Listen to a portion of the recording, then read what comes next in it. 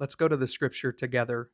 But before we get to Matthew chapter 7, verses 21 through 24, let's look at it in context. We'll actually start in chapter 7, verse 15, which is a warning against false prophets. Beware of false prophets who come to you in sheep's clothing, but inwardly are ravenous wolves. You will recognize them by their fruits. Are grapes gathered from thorn bushes or figs from thistles?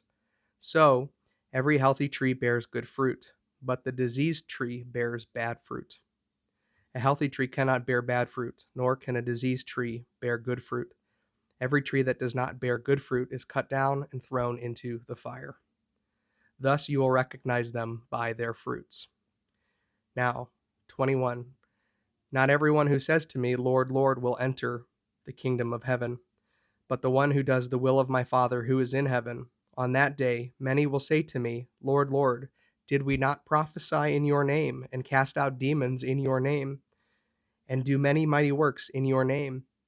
And then I will declare to them, I never knew you. Depart from me, you workers of lawlessness. There is no mention of a want to be in heaven.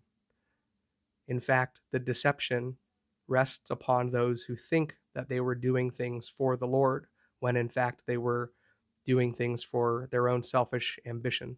So in order to get an even fuller context of what Matthew 7:21 is talking about, let's go to Jesus' own words in the parable of the seed and the sower. And you can find that in Matthew chapter 13, verses 18. And this is how he explains that parable. Hear then the parable of the sower.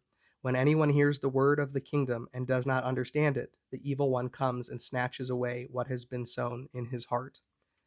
This is what was sown along the path. As for what was sown on rocky ground, this is the one who hears the word and immediately receives it with joy. Yet he has no root in himself, but endures it for a while, and when tribulation or persecution arises on account of the word, immediately he falls away. As for what was sown among thorns, this is the one who hears the word, but the cares of the world and the deceitfulness of the riches choke the word, and it proves unfruitful. As for what was sown on good soil, this is the one who hears the word and understands it. He indeed bears fruit and yields, in one case 100-fold, in another 60, and in another 30. Jesus takes the time to explain to us that all of us are a type of soil. Some of us are rocky ground, some of us are soil that has thorns, and some of us are good soil.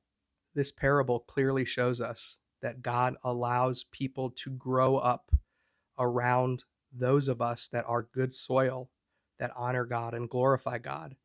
Those people that grow up are deceived. They think that they know Jesus. And when they come face to face with him at the end of their lives, they realized that Jesus never knew them.